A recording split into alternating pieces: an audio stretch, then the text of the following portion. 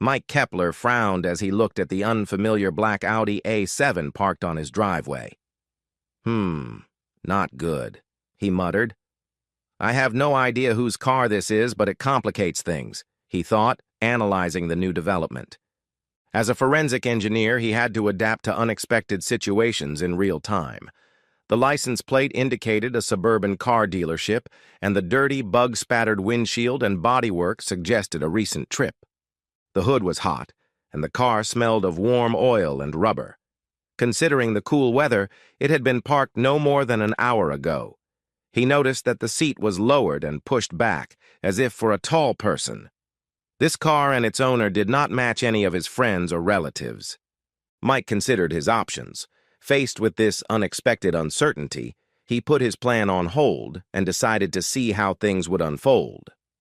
A minute later, Mike walked through the front door, trying to look relaxed and calm. He decided to stick to his usual routine and adapt to the circumstances. With the same smile he wore every day when he came home, Mike placed his briefcase in its usual spot in the media room, where his small office was located. He stared thoughtfully at the briefcase for several long seconds. Taking off his tie and unbuttoning the top 2 buttons of his shirt, Mike returned to the hallway. His wife, Paige, emerged from the family room at the back of the house. "Michael, honey!" she exclaimed nervously, with a forced smile that didn't reach her eyes. "Hi, honey," he cooed, mimicking her unusual tone and manner. Something was bothering Paige, and Mike guessed it was because he hadn't noticed the strange car in the driveway. She stared at him with wide, darting eyes. It was unusual for her to remain in her work clothes, a gray skirt and burgundy blouse with a matching scarf and low-heeled shoes of the same color. Paige clasped her hands and slowly twisted them, one of her signs. "I'm not going to make this easy for you," he thought ironically. "Michael, dear," she repeated in a quiet, trembling voice. "Before you go upstairs to change, come here. We need to talk about something very important." Hesitating, Mike decided to push her a little. "Damn, look at you. Are you okay?" Mike asked seriously. "Did you crash the car? Forgot to clock out?" Noticing her confusion, he softened. "And don't ever call me Michael," he said in a nasal voice, "unless something's wrong." She started to speak but turned away and hurried down the short hallway into the living room. Mike took a deep breath, gathered his courage, and followed her. Well, whatever it is, the moment has come, he thought. Entering the large room with its high vaulted ceiling, Mike saw Paige standing by the sofa, clinging to a tall, familiar man with light hair. He towered over his wife, who was 5 feet 7 inches tall. Mike guessed that he was about 190 centimeters tall and probably weighed 25 kilograms more than his 85 kilograms. He looked fit, but had soft features. In the film, at this point, wind instruments, a theremin, and low strings begin to play, creating a dark, disturbing music. The couple's body language confirmed their closeness and comfort, which require time, intimacy, and emotional connection. Paige was once again the composed and confident lawyer she had so carefully cultivated and presented to the public. "Michael, I want you to meet—" Alarm bells rang in Mike's head as he remembered this man from Paige's stories and old photographs. "Scooter Dickwid," he interrupted with a wry smile. The large man frowned, Paige gasped, and Mike pinned her with an icy stare. "No, wait," Mike said. "That's what you called him when you told me what a despicable, low-life bastard he was for dumping you. Right?" Mike took advantage of their stunned silence. "He didn't leave you at the altar, but in baseball, it would have been after the stretch and before the last pitch." With a strange, mechanically even turn, the angry face of the large man turned to Paige, then back to Mike. It reminded Mike of a tank turret or an animatronic figure. The latter gave him a feeling of uncanny valley. Paige came to her senses. "Michael, that was unnecessary," she scolded him. Sorry, baby, it's just honest talk, right? Noticing Paige's denial, the man frowned even more. Mike moved closer to the couple and continued. Scooter Dirkfeld, right? The large man raised his eyebrows and jutted his chin toward Mike. Everill Simpson Dirkfeld, he corrected. Scooter was my nickname when I played golf in college. Averill held out his hand, but Mike ignored him.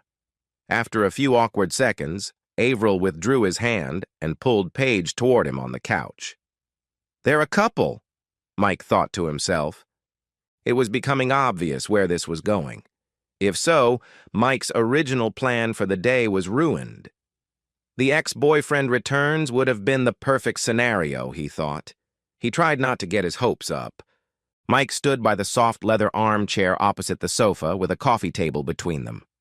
Unusually, her expensive Henry Begelin briefcase, a gift from Mike to Paige for passing her bar exam, lay half open on the table. Its presence must have meant something. It's hard to say, dear, Paige began, but Avery and I... She bit her lower lip, searching for the right words. Avery impatiently interrupted her. We've loved each other since college, Kepler, and it's time to be together forever. I'm with her, and you're not. It's that simple, old man. Truly surprised, Mike growled, What? After almost 4 years of marriage, you think you can come here and take my wife away? He stared at Paige. Explain this, he demanded. Avery opened his mouth, but Paige silenced him. No, Avery. I'll do this. The large man calmed down and smiled at Mike. Yes, dear. We met in college and fell in love, Paige explained. We were engaged, but Avery didn't want to marry me or even live together until he finished his MBA and made his branch of the family business profitable. Only when Ivy became financially and physically capable could we be together. That time has come, Michael, and he's come for me. Mike's right eyebrow rose like a snake slithering over hot coals. Physically capable? He asked mockingly. I worked 80-90 hours a week, Averill replied defensively. That's no way for a man to treat a young wife. Paige smiled sadly. Ivy wanted me to wait for him, but I knew I couldn't. So he told me to marry a good man who would take care of me until he came back for me. Paige explained, as if it were self-evident. I chose you to fill that place. Two opposing and conflicting emotions tore at him. On the one hand, this unexpected turn of events completely solved his problem. On the other hand, the shock, anger, and sense of betrayal, as well as Mike's innate curiosity, pushed him forward. He also realized that he was dealing with some form of serial madness. What about our marriage? Mike asked. I love being your wife very much, but don't forget about Avery, Paige exclaimed. She and Avery exchanged warm, tender smiles. He was so selfless that he allowed me to enjoy a good life with you while he worked hard for our future. Avery knew you would take care of me, make me happy and secure. You're a great husband, and I can't thank you enough for our life together, she said softly. Now it's time for us to get a divorce so I can live the life Avery promised me many years ago.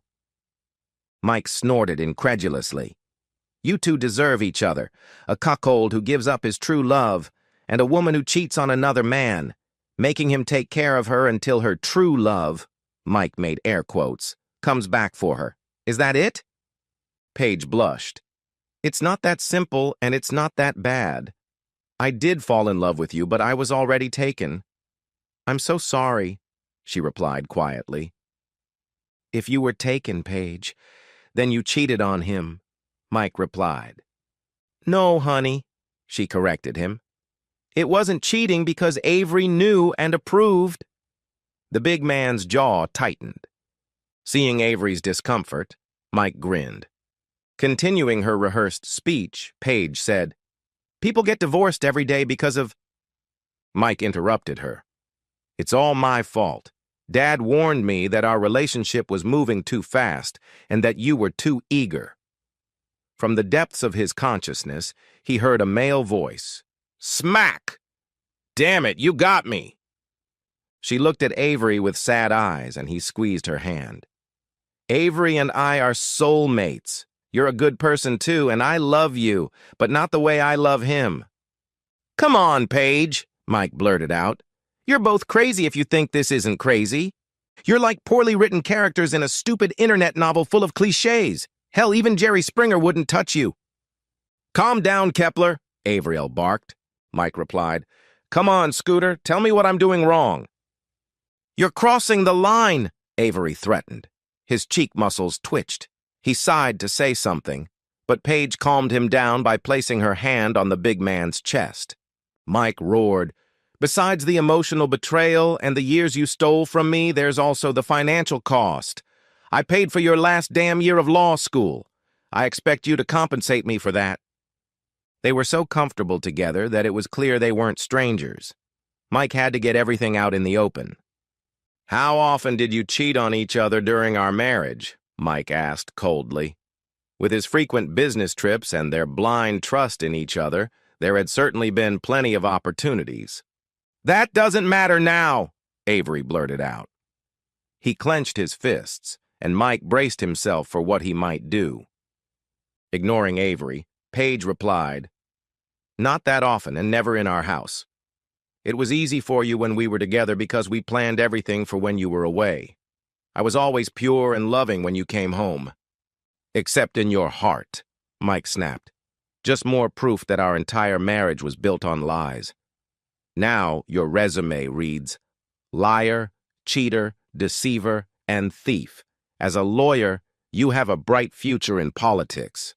Mike looked at Everell.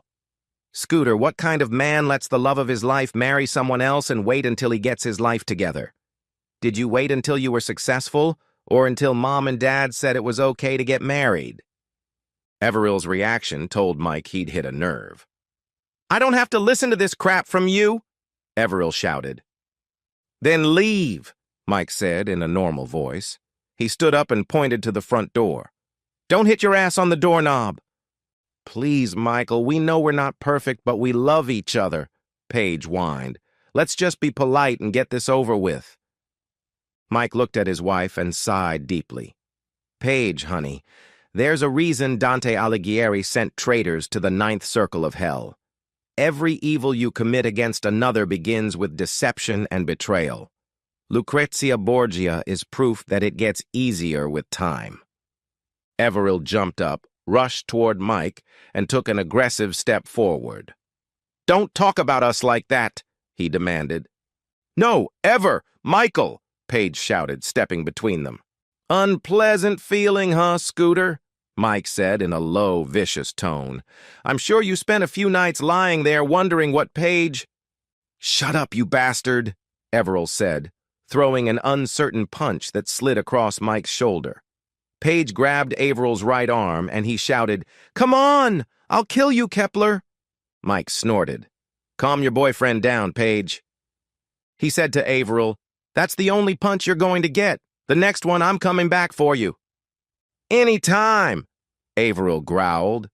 Not believing his eyes, he looked at Paige and remarked, Can you believe this guy?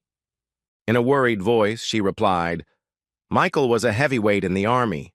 She pushed the large man back half a step. I fought in the Marines in the super middleweight division, Mike corrected.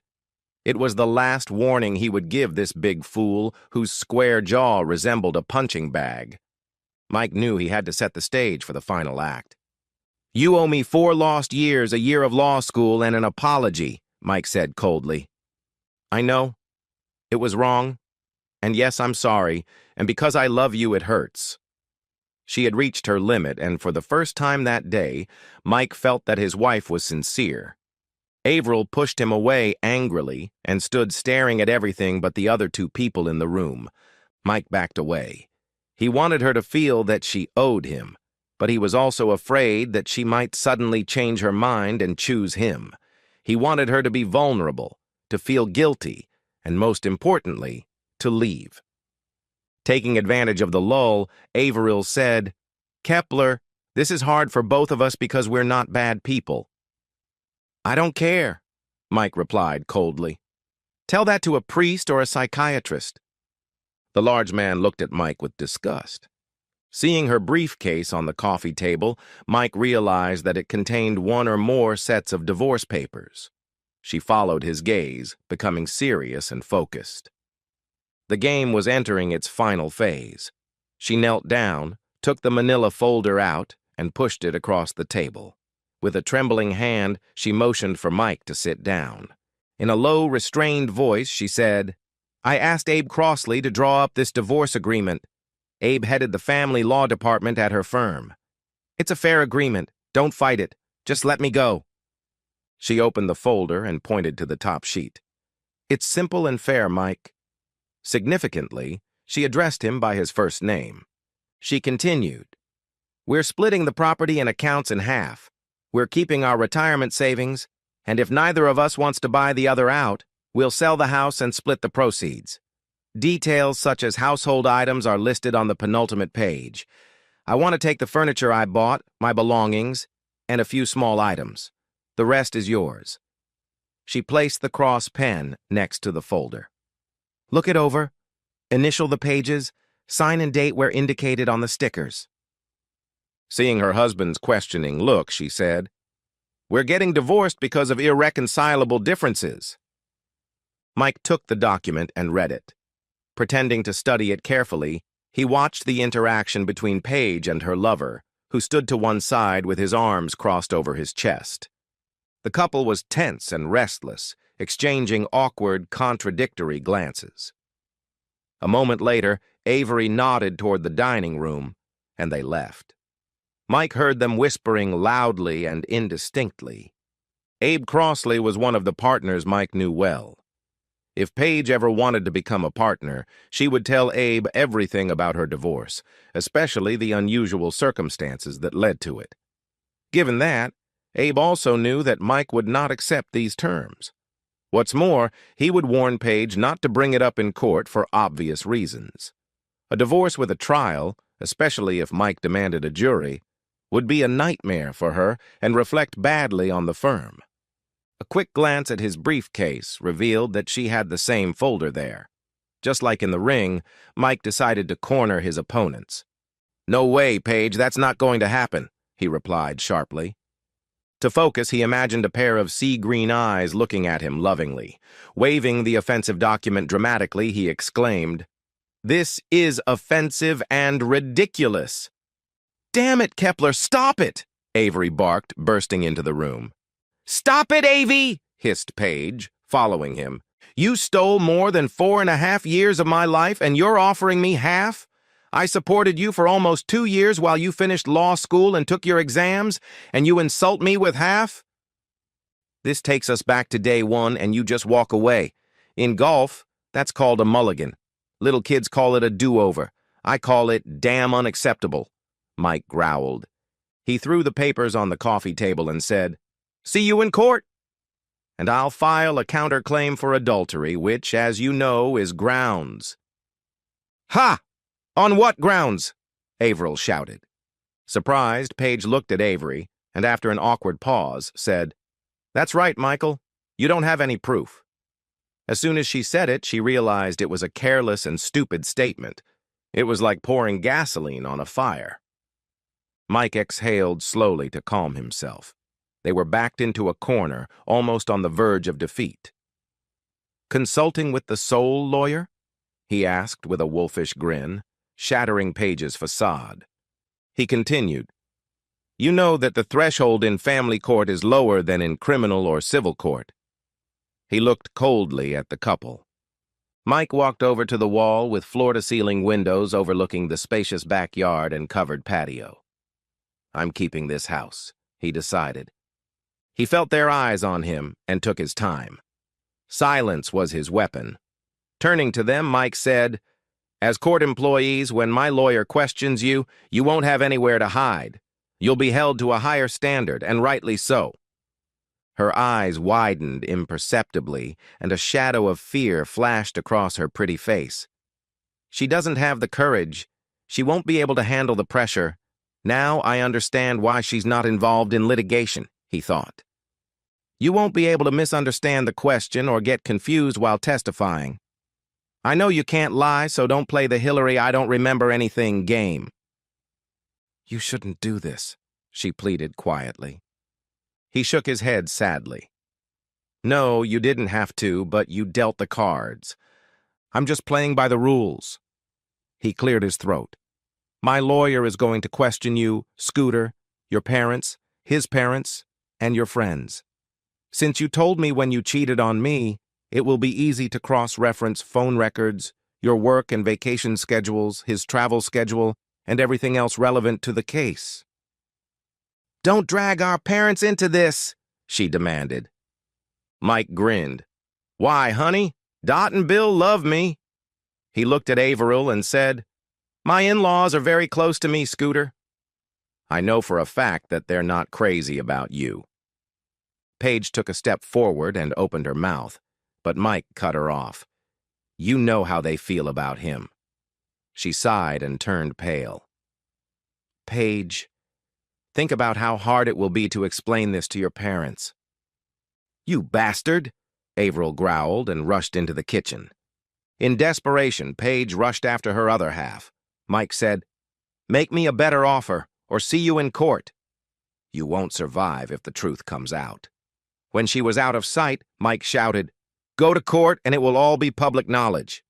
A new argument erupted in the kitchen, and Mike decided to wet his whistle with the first single malt whiskey he found in the bar. Mike sipped his drink for a few minutes and studied the backyard. In his imagination, he added a swimming pool, a rose garden, and a flock of plastic pink flamingos.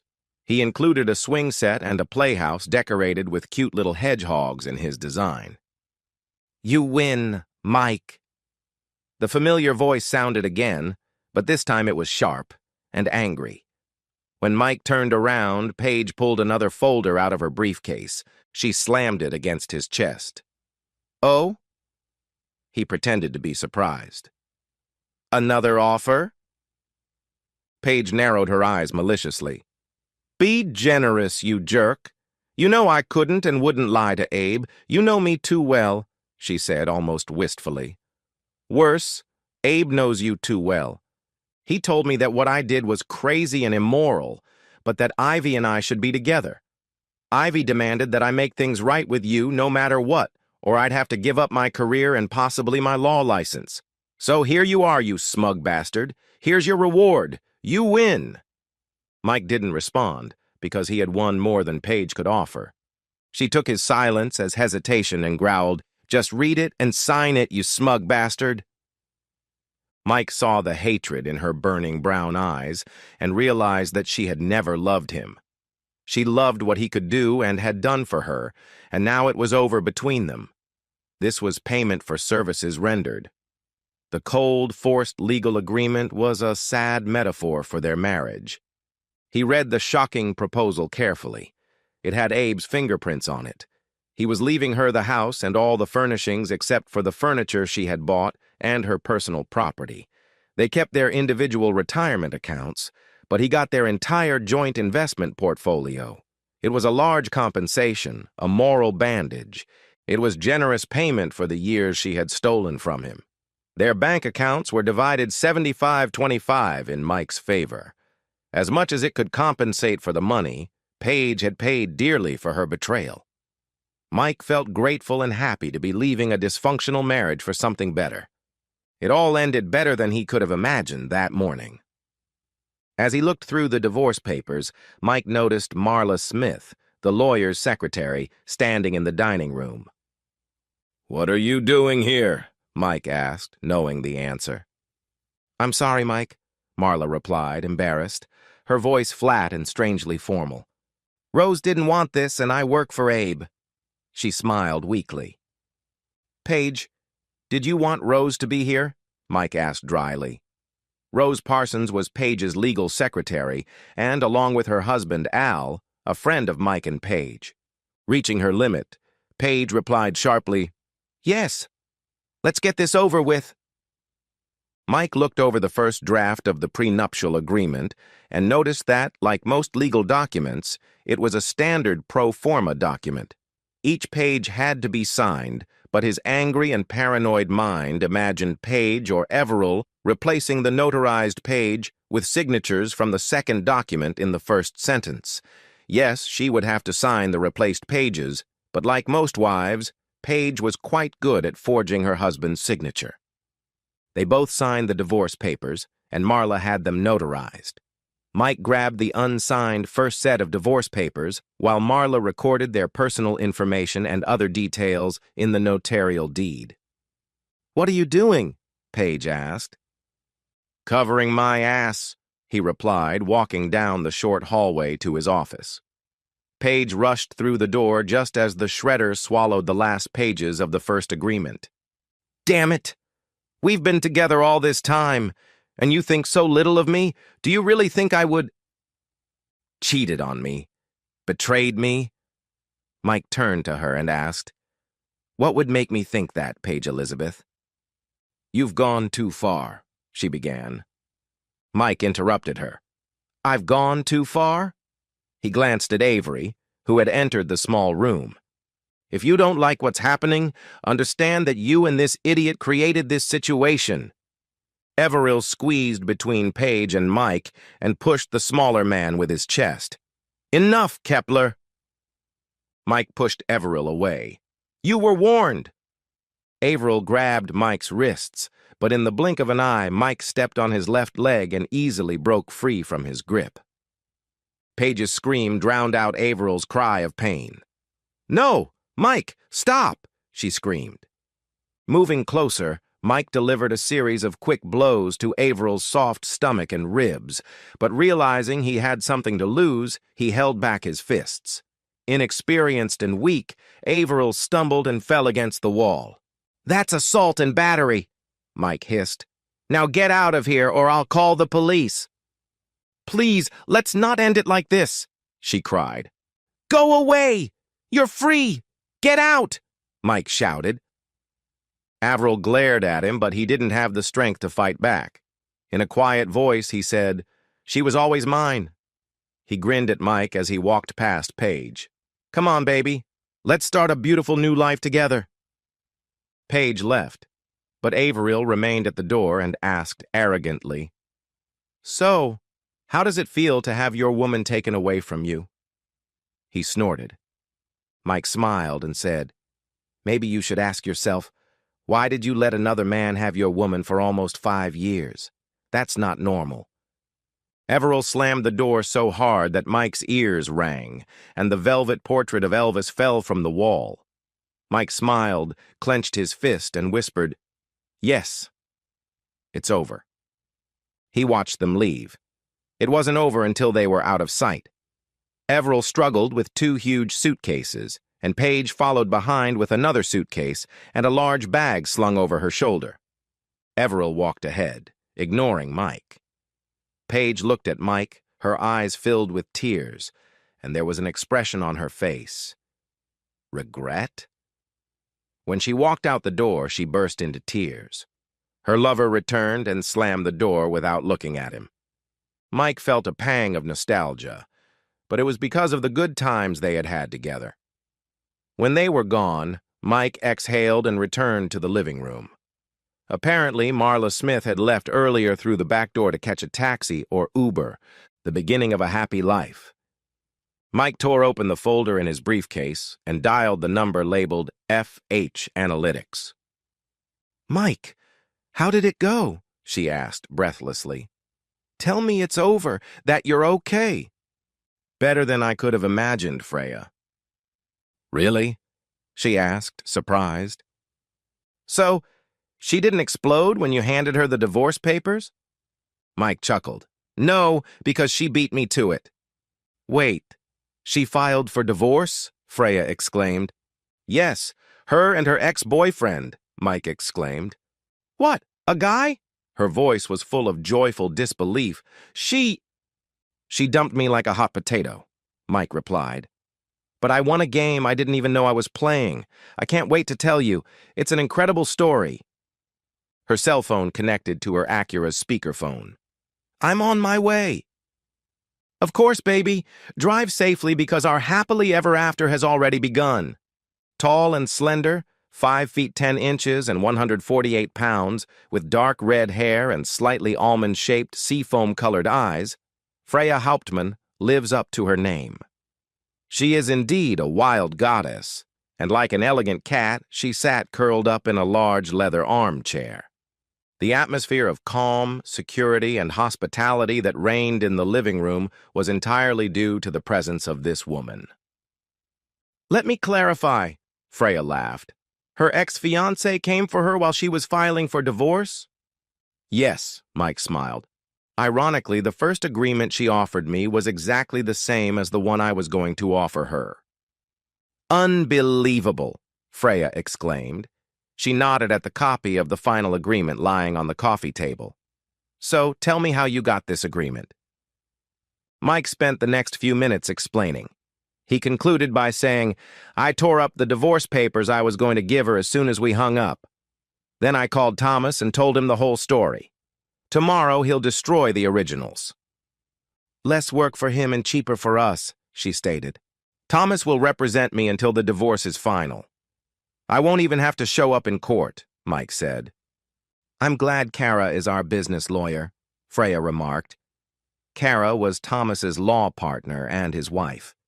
"She did a great job with the lawsuit Wardlow filed against us."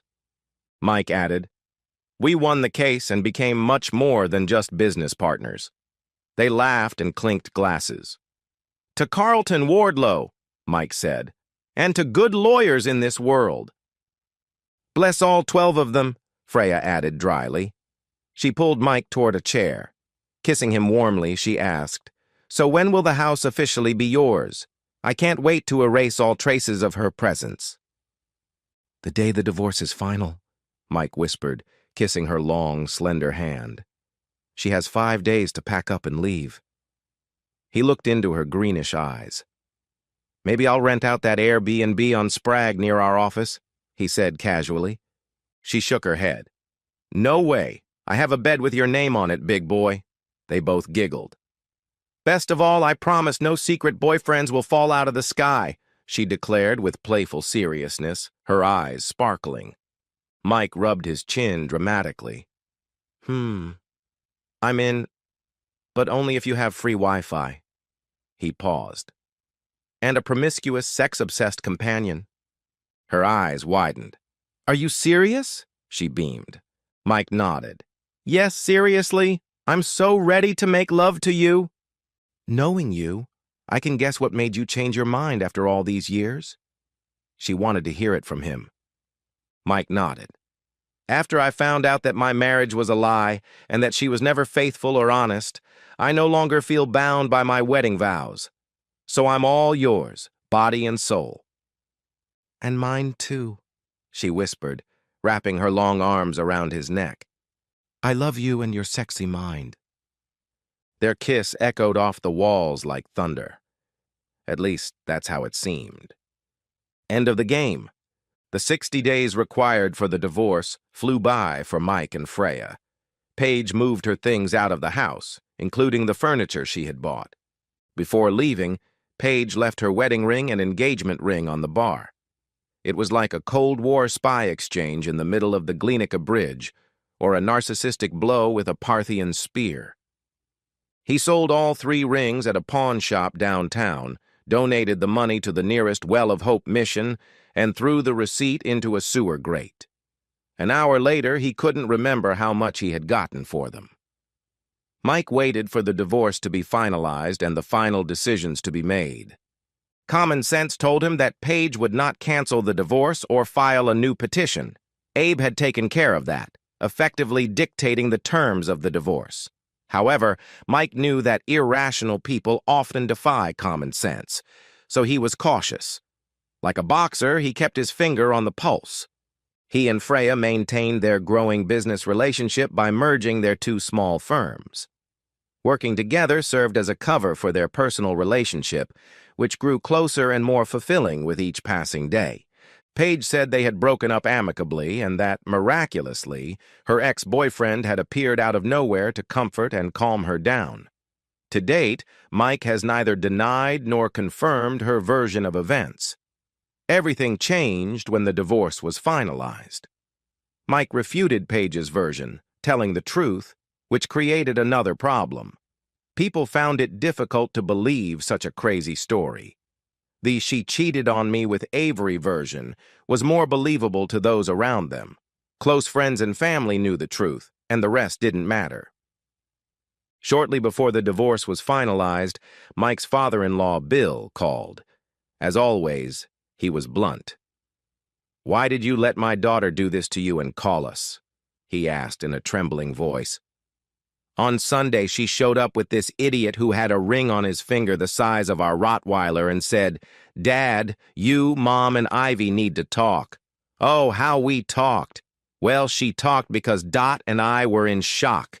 She told us about the psychotic rant she gave you, and then she said your damn divorce would be final this week." His voice was shaking, and Mike could tell he was crying with anger or grief. Bill whispered, "Why, Mike? Why the hell didn't you call us?" "Maybe we could have." He fell silent, sighed, and said, "After what she did, there's nothing left, is there?" Mike replied, "That's right. There's no going back. All I can do is apologize to you and Dottie for not getting in touch sooner." Bill smiled because only Mike could call her that.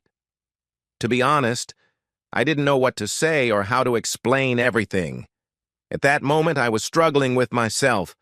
Now I can only guess about the mental state of those two." "You're right, Mike. I think Paige and that idiot need psychiatric help." Bill blew his nose loudly. "I put it on speaker because Dottie is here with me." Mike and Dottie exchanged restrained greetings. Bill said, "We heard this crazy story from Paige, and Averill was sitting right there and confirmed everything she said. What she told us is unbelievable, but the bottom line is that she only left you until Averill came back for her. Is that true?" Dot interrupted him.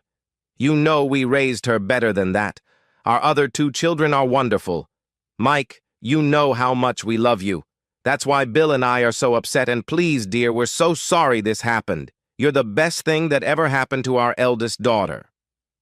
Over the next hour, Mike told his side of the story and exchanged news with the 2 other victims of their daughter's madness. Before ending the conversation, all 3 agreed that Paige and Avery needed psychological help. They also promised to stay in touch and, depending on Freya's mood, perhaps maintain a friendly relationship. The thought of how angry this would make Avery and Paige cheered Mike up. After their divorce was final, Freya and Mike threw a party for friends and family to announce their relationship. The event was held in Mike's sparsely furnished apartment, which was furnished with rented furniture. Most of the guests knew or guessed the true nature of their relationship, and many learned about Paige's marriage deception. This festive day directly and publicly closed one chapter in their lives and opened a new one. 2 days later, Freya and the movers showed up and exchanged the contents of her apartment for rented furniture. Less than 3 months later, in late spring, they had a small wedding in a small hall near Freya's parents' house. Life went on as usual, and 2 weeks after Mike's first divorce anniversary, he and Freya received a message from Bill. While Mike was shaving, Freya leaned against the doorframe and read her phone. "Bill sent us a link to a wedding announcement," she said with a smile, "with emojis depicting tears of laughter." Mike was still surprised that Freya had accepted his ex-mother-in-law and father-in-law as friends, since she and Dot had several interests in common. "Oh?" Mike asked. Freya playfully stalled for time. "Well, honey, tell me, what kind of wedding announcement could William and Dorothea have sent us?" He pushed away the unpleasant and strange emotions caused by old wounds. She cleared her throat dramatically and tossed back her chestnut curls. "Mr. and Mrs. Marcus Edward Margolis are proud to announce the engagement of their daughter, Cindy Lexis, to Avery Simpson Dirkfeld, son of—" "What?" Mike dropped the razor into the sink. "No, he couldn't," he laughed.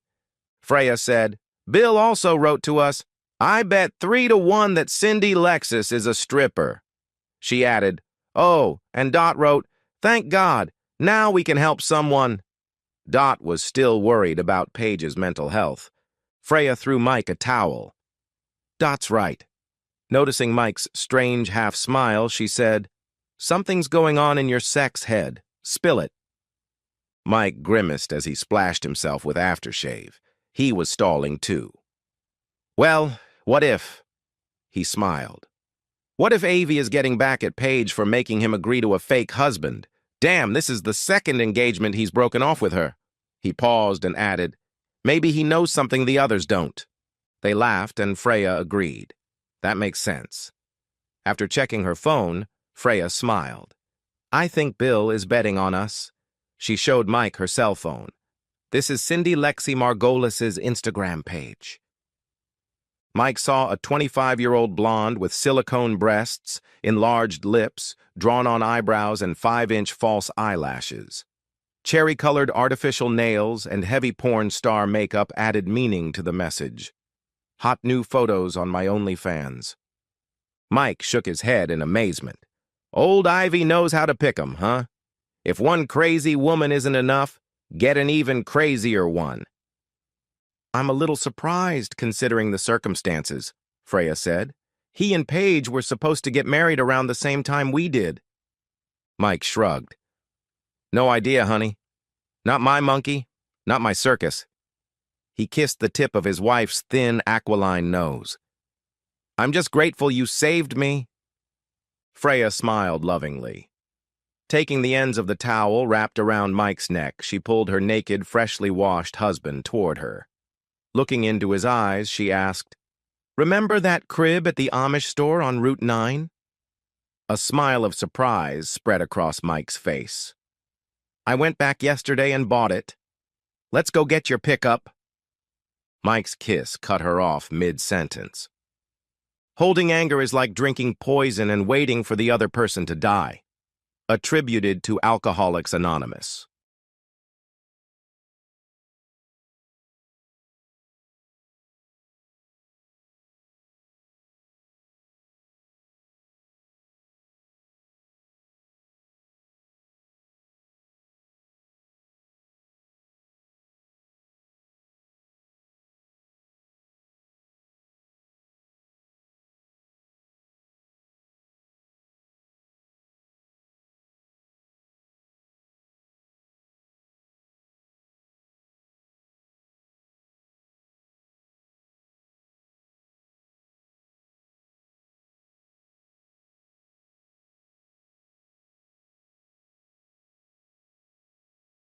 I hated my best friend, Chaz.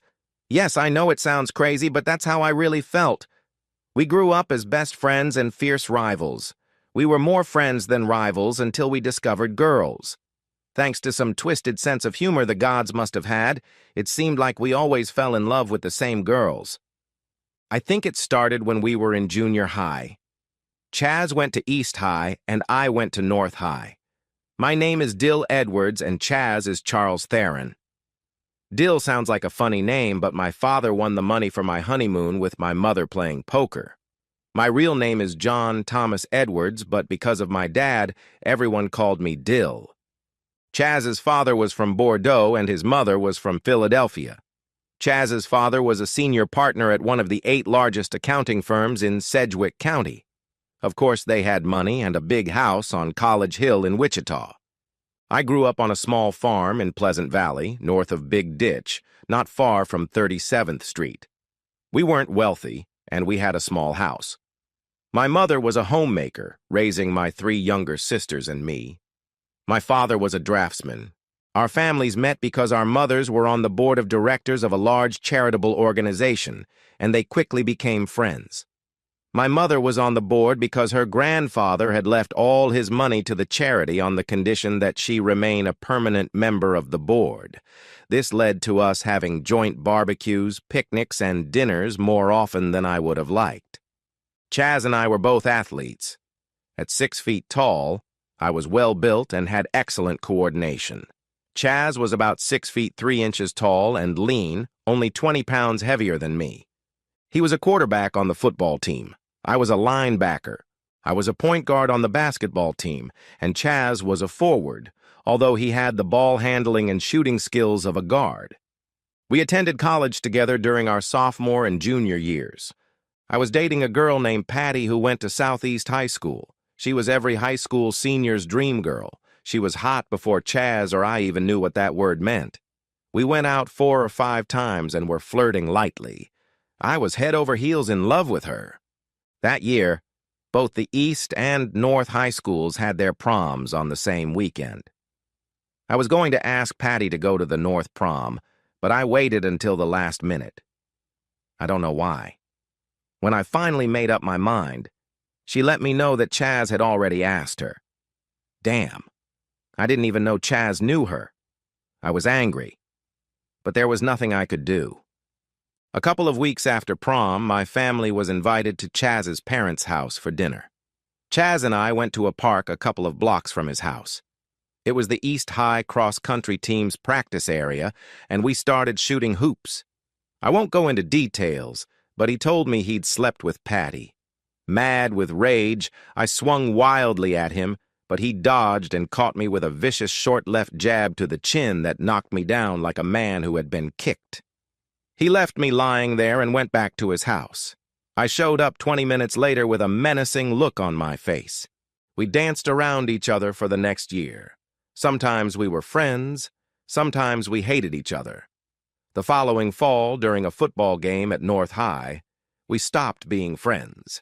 Chaza had been invited to several Division I colleges, and he was leaning toward Oklahoma.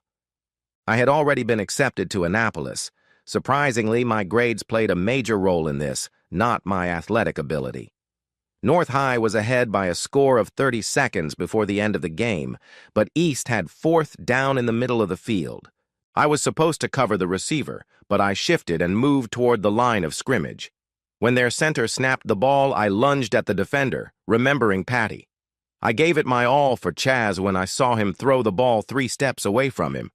I still tackled him, knowing I was too late, but I didn't care. He fell on his throwing arm and broke both bones in his forearm. I was penalized for the late hit. But it didn't matter anymore. The pass was complete, and the game was over. It took Chaz 2 years to fully recover, and after that, he hated me. Because of his injury, he lost all his scholarship offers and ended up at Wichita State University. There, he had to study accounting and take a reserve officer training course. I left for Annapolis, and our families never got together again. After graduating, I joined the Marine Corps and went home when I was given a month's leave before being sent to Vietnam. I called one of the girls I had been dating on and off, and we went dancing in East Kellogg. I was outside smoking a cigarette when I saw Chaz. I nodded to him but didn't go over. He was in uniform with 2nd Lieutenant gold bars, a paratrooper badge, and the 82nd Airborne Division insignia. I was in my dress blue uniform and looked pretty cool. Chaz was there with a girl I hadn't seen before. She was tall, red-haired, wearing a white blouse and a black mini, or rather a micro skirt. She looked very hot. I heard several people call her Ruby. It would never have led to anything, but I overheard Chaz say something about Candy Marines. I guess he remembered how quickly he had put me in my place in the park all those years ago. Well, I've learned a thing or two since then. I humiliated him in front of his date, and while he was down, I asked Ruby to dance with me. I hadn't seen Chaz in years before that. Ruby and I started dating before I had to leave. I didn't see her that often, but I saw all there was to see. By the end of my leave, we were engaged. I thought I would go straight overseas, but I got a different assignment and ended up at the Foreign Language Institute in Monterey, where I started studying Vietnamese. Ruby flew out to see me, and we went to Reno, where we got married. She lived in Carmel. Her father was senior vice president at Boeing and gave her everything she wanted. It was great to have regular hugs whenever I had free time. Ruby was very sexy. It was natural for her, and she seemed insatiable, no matter how often we made love. If I had been older, I probably would have worried about her being alone when I was gone, but damn it, I was young and gave her everything she could handle.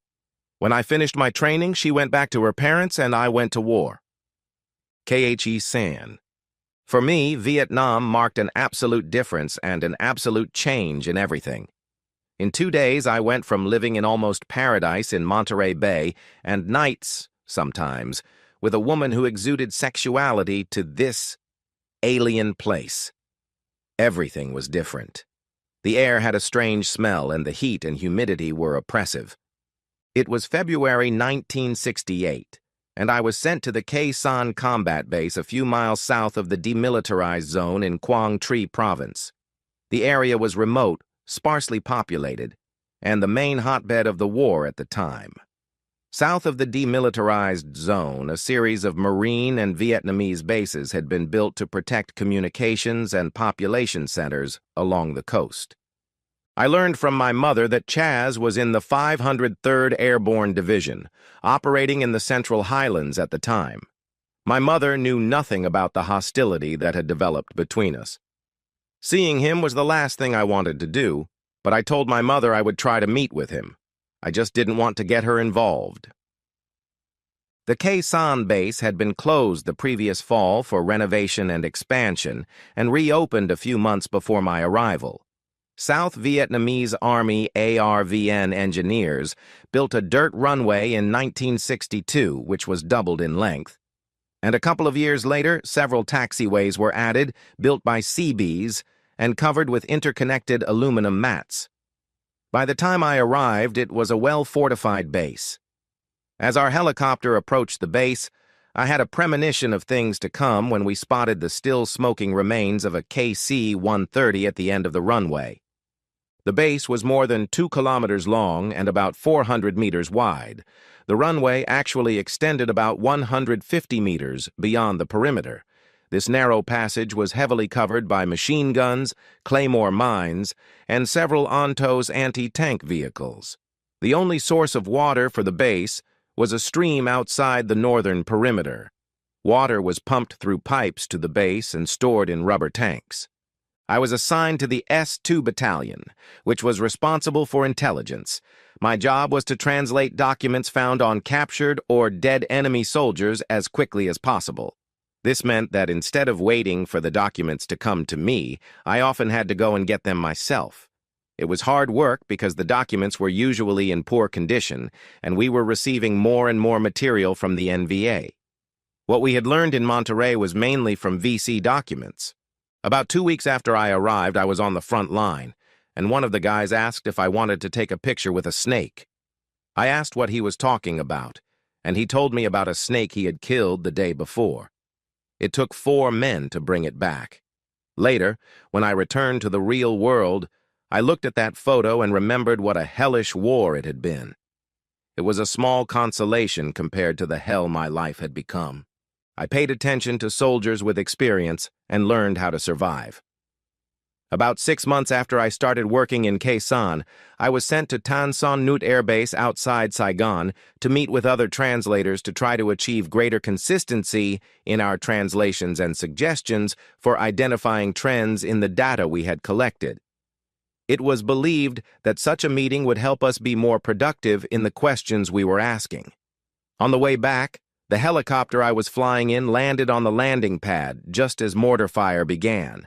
I ran for cover as fast as I could when I felt a sharp pain in my back, followed by a deafening sound and a strong blast of air from the mortar shell explosion.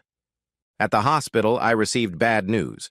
The doctor called it a spinal cord transection in the epidural space. He meant that I was now paralyzed from the navel down. More specifically, I became impotent and began to suffer from incontinence, or more precisely, as the doctor said, urinary and fecal incontinence. I wish I had died.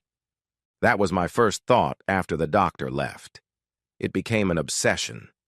When I was receiving therapy and began talking to my fellow sufferers about how our lives had been destroyed by a war that no one supported, I learned to keep my thoughts to myself. It turned out that those who had suicidal thoughts were sent to some veterans' hospital and forgotten. I learned to smile and talk optimistically while coming up with plan after plan to escape the constant pain and humiliation I was experiencing.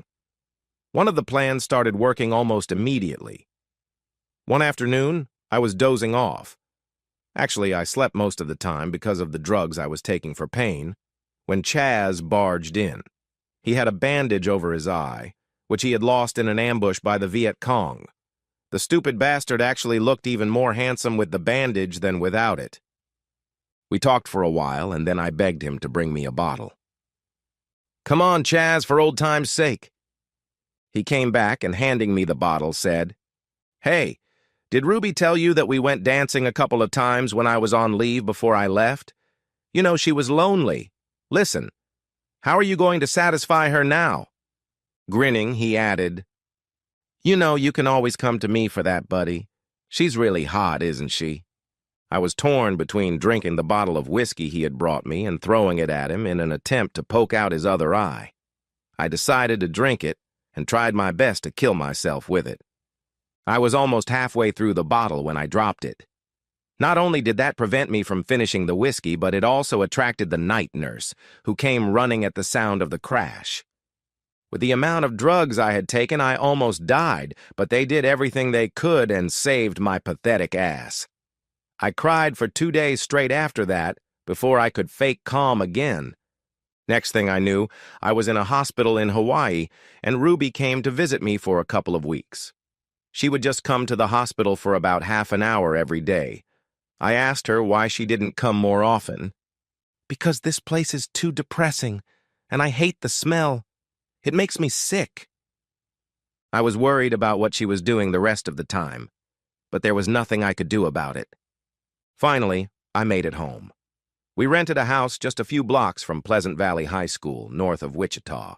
It was on a large ravine. We hired a guy to install a wheelchair ramp so I could get in and out. Ruby didn't have the patience to deal with all the work involved in keeping me clean. From time to time, I noticed the disgust on her face, and it really hurt me. But the worst part was that she started going out 2 or 3 times a week in the evenings to meet her friends. Every morning, I had one prayer that I repeated over and over again. "Oh God, let me die today." The doctors said I probably had 2 or 3 years left. I had too much damage. I had to go to the Veterans Hospital about once every 2 months, and the doctors tried to fix something in me which delayed my death for a while longer. Ruby continued to go out in the evenings, leaving me with sleepless nights. I tried to talk to her about it, but all I got in response was, "Oh, Dill, I'm sorry, but it's so boring here. I'm too young to stay home all the time." I watched her get ready, and I knew she wasn't going to any damn bachelorette party. She spent too much time on her clothes and makeup, putting on some expensive slutty perfume that cost more than we could afford. She wore tight clothes that showed off her body. I thought more and more about trying to end it. I couldn't come up with anything until my buddy from Nama stopped by to see me on his way to Tulsa. We hung out for a while until I finally got serious. "Listen, Ty. Man, I need a gun. Anything you can get your hands on will do." He looked at me intently, immediately realizing what I needed it for. "Sure, Dill. I've got one in my car." He came back with a .38 police special and a box of ammunition. I didn't need the box. I had more than enough to load the gun once. One bullet would be enough to end my miserable life. This went on for a couple of months. I hid the gun in my travel bag in the closet. Ruby never showed any interest in it. Then the night came when I got angry enough. I was beside myself with rage. Ruby was leaving again and mentioned in passing, "I'm not driving tonight. Your old friend is picking me up for dinner and taking me dancing, and then we'll come back here." "Who do you mean? Who's picking you up?" "Oh, you'll see in a minute." I took her by the arm and asked, "Ruby, stay home tonight. Don't go out. Please, I'm begging you." "Stop it. I don't have much time. Just leave me alone." About 10 minutes later, there was a knock at the door. Ruby went to answer it. Chaz walked in, wearing a new sports jacket and looking darkly handsome with an eye patch. "Chaz, what the hell are you doing here?" "Hi, Dill. You look great," he said with a smirk. "I'm taking Ruby to the dance because you can't even stand up straight, and you know how much she loves to dance. And then I'm going to give her something else you can't give her." He and Ruby both laughed. She took his arm and they headed away. At the door, Ruby stopped and turned to me. "Remember, we'll be back here after our date." She emphasized the word date.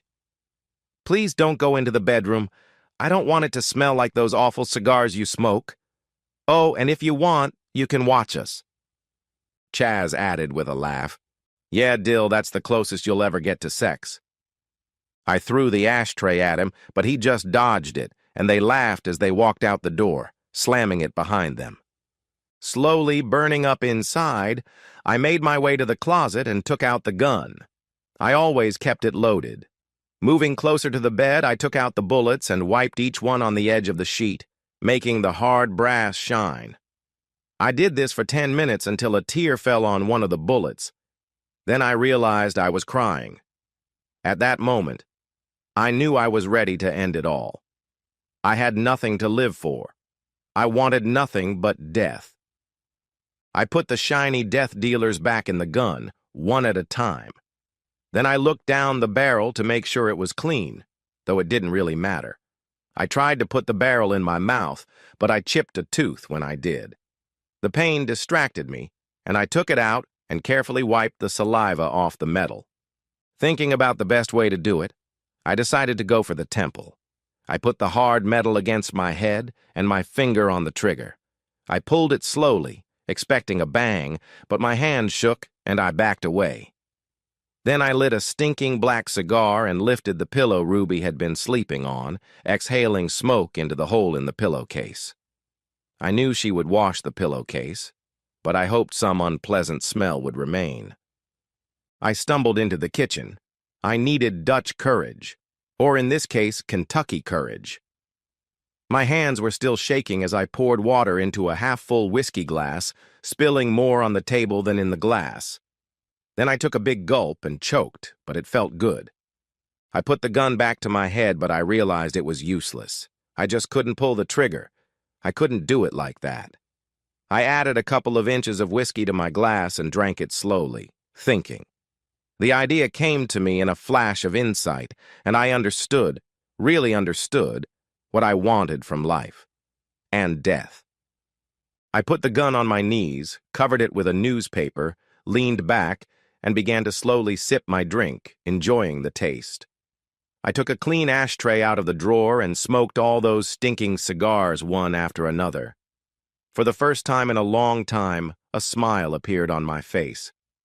An outside observer would probably have called it a sick grimace, but at that moment I didn't understand the subtleties of facial expressions. I returned to the living room. Several hours passed slowly. I realized this when I saw how full my urine collection bag had become. I was pleasantly aroused and felt good. I had a plan. I smiled occasionally as I worked out each step in my mind. I took a couple of extension cords and cut off the ends of each wire. Yes, this should work. Finally, I made sure I had my phone handy. Now I was ready. It was around 11 when I heard a car pull up outside. Yes, I was damn ready for this. The door opened, and Ruby came in first, followed by Chaz. Her lipstick was smeared, and her blouse was sticking out from under her skirt. When she saw me sitting there, she screamed, "Damn you, Dill, I told you not to smoke those stinky cigars." Chaz closed the door behind him. I took the newspaper off my lap and raised the gun. My hand holding it was rock solid. I pointed it at Chaz. "Come here, right now." He looked at me and slowly moved forward. I forced him to turn away and kneel down. Obeying, he looked back as if he were about to say something. "Damn it, Chaz, I'm not going to kill you. Turn your head away." When he did, I hit him with the gun behind his right ear. Hard, but not too hard. I didn't want him to die. Then I did the same thing to Ruby. Next, I took the 4 pieces of wire I had prepared and carefully pierced them through the back of each of their knees, wrapping the cords tightly around each thigh like a tourniquet. I pierced their knees one at a time, carefully and deliberately. I definitely didn't want them to bleed to death. I cherished the hope that now they would both need wheelchairs for the rest of their lives. Maybe one of them could use mine to save some money. When I was done with them, I called the operator and called the police. There's been a shooting at 411 Hayes Street. 2 people are injured. I don't know if the shooter is still in the house. I hung up and turned on all the lights. Then I opened the front door, drove up to the bedroom door, and waited with a slight smile on my face, knowing that this was the last time for me. I felt a sense of peace come over me that I had never experienced before. Just a few minutes later, I heard the sound of sirens approaching, followed by the screech of brakes. I heard someone slowly approach the front door, and then there was a sudden shout, "Jim, just look at this!" I heard a man running down the sidewalk as another car pulled up noisily in front of the house. I quietly squeezed through the door in my wheelchair and started shooting as fast as I could at the 2 police officers I could see, almost aiming at the ceiling. They fell to the floor and immediately started shooting back, and I felt a sharp jolt in my left shoulder. Then one of the policemen raised his gun, and a sudden flash blinded me. Wichita Eagle, December 17th, 1968. Jason Rose reports. Late last night, a man was killed by a hail of police bullets, and 2 people were seriously wounded in a house near Big Ditch in North Wichita. Police say they responded to an emergency call and found the door to the house open. When they entered, they came under fire and immediately returned fire. No police officers were injured and remained on duty while the shooting was investigated. A Wesley Hospital spokesman said the man and woman found were both injured and would likely lose their legs below the knees. In response to a follow-up question, it was made clear that the head of the surgical department expects both victims to spend the rest of their lives in wheelchairs. The names of the victims have not been released. Their next of kin are expected to be notified.